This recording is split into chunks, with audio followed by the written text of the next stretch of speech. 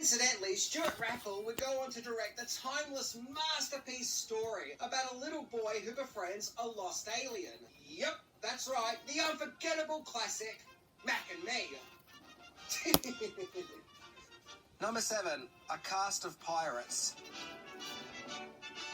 So seeing how Ice Pirates had a small budget to work with, it seemed pretty clear that they weren't going to be able to afford your Harrison Fords or your Sigourney Weavers when it came to casting. However, surprisingly, they did manage to get Angelica Houston to star as Maida. According to Wikipedia, she starred in the movie because she was personal friends with the movie's producer, John Foreman. Now, she looks amazing in the movie, and it's a shame that she's really only a background character who sort of turns up here and there. It's like you've got Angelica Houston. Why not use her more? But maybe that was part of the deal. Maybe she didn't want to do too much filming. Maybe. Supposedly, Kevin Costner was offered the role of Jason, the movie's main lead, but turned it down. Robert Urich, who would go on to play Jason, was cast because he was contracted with MGM to make a TV series with the company. But I'm guessing there was no TV series just laying around to be made, so they convinced him to star in Ice Pirates instead. The cast also includes daughter of Bing Crosby, Mary Crosby, as Princess Karina, Michael D. Roberts as Roscoe, who was always my favourite character, and I love the face that he pulls on the poster. Football star John Matuzak as Killjoy. Now, you may not recognise him, but the following year he played Sloth in The Goonies. And once again, he was cast in the film because he was friends with the powers that be behind the movie.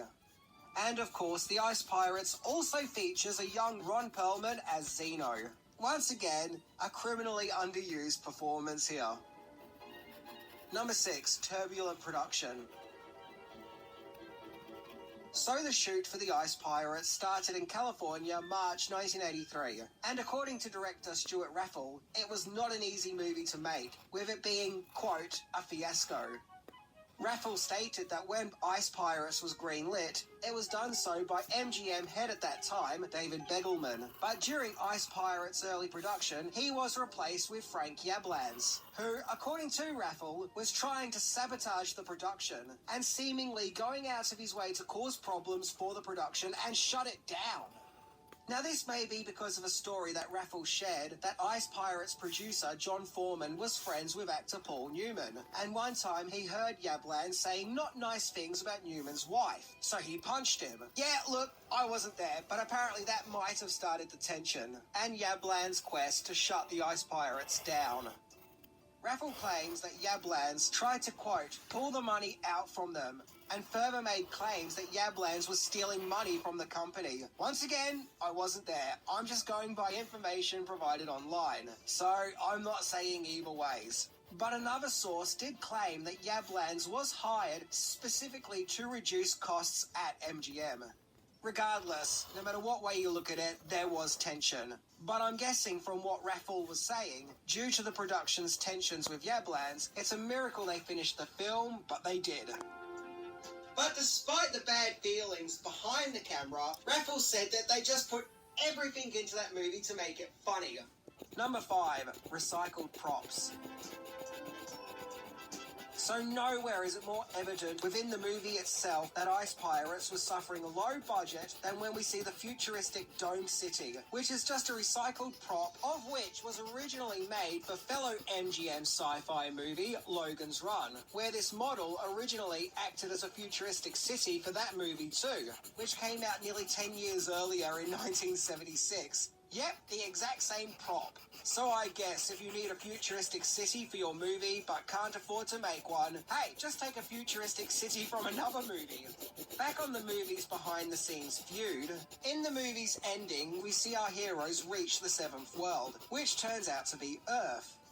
Well, originally there was meant to be a shot of the spaceship flying over modern-day Malibu, with people swimming at the Malibu beaches and looking up at the spaceship. But according to director Stuart Raffle, Frank Yablans cut the scene out and didn't even inform him of the scene being removed. And because of this, he had to turn to vodka in order to calm down. Yeah, I really don't think these two guys would have been inviting each other over for Tupperware parties. Number 4, the sound of the Ice Pirates. When it came to scoring the fun and adventurous music for the movie, Bruce Broughton was brought on board to compose the music, delivering a swashbuckling space-age score. This was only Broughton's second movie score, but he did have the credentials, as beforehand he composed music for the TV show Buck Rogers in the 25th Century, which won him a Primetime Emmy, and after Ice Pirates would compose many classic movies including Harry and the Hendersons, The Monsters Squad, Tombstone, and, Bambi 2. Sure. He's an accomplished composer who scored lots of movies, and Ice Pirates was his early days in cinema. Speaking of the sound of Ice Pirates, going back to IMDb, the entire sound team working on the movie were fired without explanation mid-production and were subsequently replaced, although I couldn't find any reason as to why this happened. Number 3, Ice Pirates Around the World. So it's here we get to the movie's poster, and yeah, I love this poster. You could only get a movie poster like this in the 80s. It really is a lost art, with it being beautifully illustrated like a comic book. The poster was put together by Stephen Chorney, who would also create movie posters for Stakeout, Who Framed Roger Rabbit, Indiana Jones and the Last Crusade, and more recently, Once Upon a Time in Hollywood. However, how was Ice Pirates marketed in other countries? Well, in Japan, they got entirely different poster art, going for a more Star Wars vibe.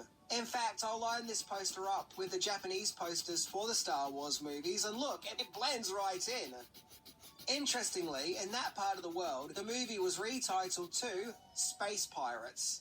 And the name changes don't end there. In Germany, the movie was called War of the Ice Pirates. In France, it was called Star Warriors. And finally, this Spanish poster translates it to Space Warriors. Sadly, these days, the term ice pirates would probably be more used to describe someone who tried to rob Walter White's lab. Number 2, Ice Pirates trailer spoiled the movie's plot twist.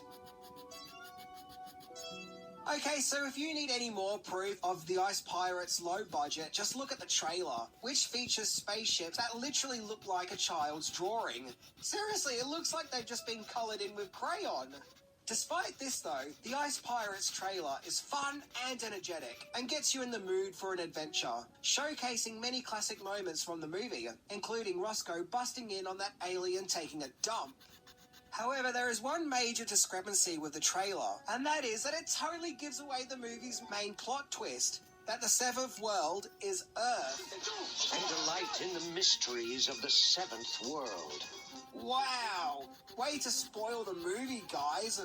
It's a good thing that the guy who put this trailer together didn't put the trailer together for The Empire Strikes Back, or he would have just revealed that Darth Vader is Luke's father. And The Sixth Sense. He would have been like, come and see this movie. Bruce Willis's character is dead. Yeah, look, someone, anyone really, needed to watch that trailer before releasing it to the public, and maybe remove the movie's big conclusion. Number 1, Star Trek's creator had some harsh words about ice pirates. Something I find fascinating is that Ice Pirates was released in 1984 because it looks like one of those cheaper Star Wars-inspired movies from the late 70s. Remember how after Star Wars, there was a craze of spaceship movies that wanted to be like Star Wars, and just like Ice Pirates, were themselves often very tongue-in-cheek. And just like those other...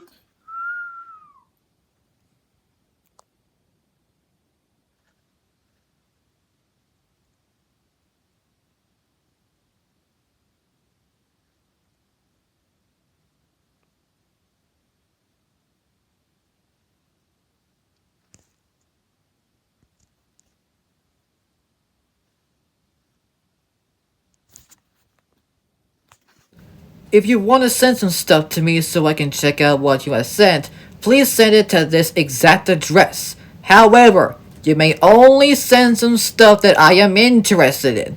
No airplane, okay? Because if you send something like this, I will make sure that I will tell you that I do not like this film at all. Unless if you would send me that Abraham Zucker free film collection set that I'm gonna get for top secret, Well, you can probably tell that I'm not gonna get it for airplane, I'm not gonna get it for Naked Gun, I'm only getting it just for Top Secret. However, I do think that you should send the set as a whole because, let's face it, it's a big deal. So make sure you send stuff like this, or this, or this, or this. And yes, even Airplane 2 the sequel. Oh, and get this, a special collector's edition of Twister, complete with a steelbook that features not only the secondary poster artwork, but the image of the pipe scene on the back. Heck yeah, I'm getting this. Well, actually, we do have the double feature set, which consists of Twister and Twister, so we're pretty dang close. And also Airplane 2 the sequel, which had this cover. Just look at those nuts! I can't keep up with them all! And even the one in the original theatrical poster! Like, look at it! And just look at this poster for the worst film of all time! I mean, come on, do they really need to tie that plane up into another? I mean, that part never actually happened in the film! I mean, they clearly just used a toy model plane! Like, come on, really? And yes, this is what the plane actually looks like in the film. And here's another image of that same goddamn plane model, also from the film. God damn it, I hate this film. And its different titles, like this one known as Flying High, but I would refer to the film with this title. I just hated it so much. So make sure you send in to this address, and I hope to God I will look at them. And in the words of the good old immortal named Connor McLeod, there can be only one.